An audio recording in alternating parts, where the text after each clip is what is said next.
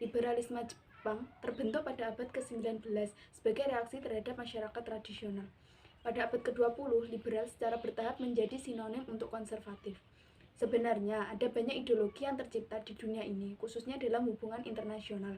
Salah satunya adalah ideologi liberalisme, yang terkenal sebagai ideologi yang memberikan kebebasan berpendapat, kebebasan beragama, dan kebebasan ekonomi. Ideologi ini banyak diaplikasikan di negara maju, salah satunya adalah negara Jepang. Negara Jepang menganut ideologi ini adalah karena mereka menganggap bahwa transparansi antara pemerintah dan warga adalah suatu hal yang sangat penting dalam berjalannya suatu negara. Kebebasan individu dalam memilih apa yang mereka inginkan juga adalah bentuk suatu hak yang tidak dapat diganggu-gugat, serta mereka percaya bahwa ideologi ini dapat memberi keharmonisan antar elemen. Liberalisme di Jepang dapat dilihat dari sistem pemerintahan yang diterapkannya, yaitu sistem pemerintahan parlementer. Sistem parlementer ini sendiri diadopsi dari sistem yang ada di Inggris, yaitu sistem dua kamar. Hal ini juga diperkuat dengan adanya Partai Demokrasi Liberal yang menguasai parlemen di Jepang sejak tahun 1955 hingga saat ini. Parlemen ini dikenal dengan nama Kokai. Kokai sendiri terdiri dari majelis besar dan majelis kecil yang dipilih secara langsung melalui pemilu di Jepang. Kokai merupakan satu-satunya lembaga tertinggi negara yang berhak untuk membuat peraturan perundang-undangan. Liberalisme ekonomi di Jepang dapat dilihat dari sistem ekonomi pasar bebas dan terindustrialisasi yang diterapkan oleh Jepang. Perekonomian di Jepang sangat efisien dan mampu bersaing pada perdagangan internasional, terutama di bidang industri. Perekonomian Jepang merupakan perekonomian terbesar ketiga setelah Amerika Serikat dan Cina. Jepang sendiri merupakan negara dengan sumber daya alam yang rendah sehingga mereka memajukan sumber daya manusia, terutama di bidang industri dan perdagangan.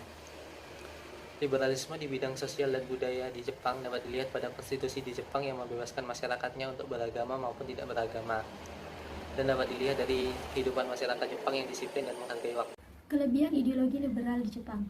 Karena hukum tertinggi negara liberal yaitu menghargai hak-hak kebebasan serta persamaan kedudukan setiap orang di dalam hukum, Jepang menjadi negara yang sangat menjunjung tinggi keadilan, seperti undang-undang anti monopoli yang diterapkan dengan baik di masyarakatnya. Dengan adanya undang-undang tersebut, negara menjamin tidak ada konglomerasi sehingga masyarakat tidak terpikirkan untuk melakukan korupsi. Dengan kebebasan tersebut pula, menumbuhkan inisiatif dan kreasi masyarakat Jepang dalam mengatur kegiatan ekonomi tanpa menunggu komando dari pemerintah. Jepang dikenal sebagai negara yang produk domestik brutonya tertinggi kedua di dunia serta teknologi robotnya yang canggih. Persaingan yang sangat ketat juga mendorong kemajuan negara Jepang dari segala aspek yang membuat Jepang menjadi negara yang inovatif dan maju. Lalu kelemahan ideologi liberal di Jepang yaitu persaingan yang ketat akibat dari kebebasan dalam melakukan kegiatan ekonomi membuat masyarakat Jepang ambisius dalam karir mereka, sehingga masyarakat Jepang tidak begitu tertarik dengan pernikahan atau membangun sebuah keluarga. Mereka cenderung fokus dengan karir dan diri mereka sendiri. Mayoritas masyarakat Jepang menganggap bahwa menikah merupakan suatu beban yang bisa membatasi perjalanan karir mereka. Hal ini membuat populasi masyarakat Jepang menurun. Untuk perbandingan ideologi yang diterapkan di Jepang dengan ideologi Pancasila, tidak ada perbedaan yang signifikan, di mana keduanya sama-sama menjunjung tinggi hak asasi manusia, mengedepankan kepentingan rakyat, dan memberikan kebebasan sebebas-bebasnya untuk masyarakat. Hanya saja di Indonesia tidak memperbolehkan masyarakatnya tidak menganut kepercayaan atau tidak memiliki agama, tetapi di Jepang hal tersebut diperbolehkan. Kemudian, untuk perbandingan penerapan ideologinya, di negara Jepang, masyarakatnya tegas, disiplin, dan patuh akan aturan yang ada, berbeda dengan Indonesia, baik masyarakat, aparat negara, dan penegak hukum yang masih banyak belum memiliki kesadaran hukum yang kuat. Di Indonesia, corak liberalisme dengan sistem pemerintahan parlementer sebenarnya sudah pernah diterapkan pada masa kepemimpinan Presiden Soekarno, yakni pada tahun 1950 hingga tahun 1959. Putri menyebut dalam artikelnya bahwa Presiden Soekarno menganggap sistem ini gagal mengadopsi nilai-nilai kepribadian bangsa Indonesia yang dijiwai semangat gotong royong. Di sisi lain, Purnaweni menilai alasan tersebut hanyalah reduksi dari alasan sebenarnya, yakni sistem politik Indonesia yang memang berpijak pada ideologi kultural dan rapuhnya sistem ekonomi pada saat itu.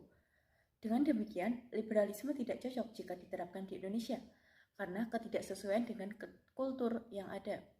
Ideologi Pancasila merupakan ideologi yang paling tepat untuk Indonesia karena merupakan intisari dari keberagaman yang ada.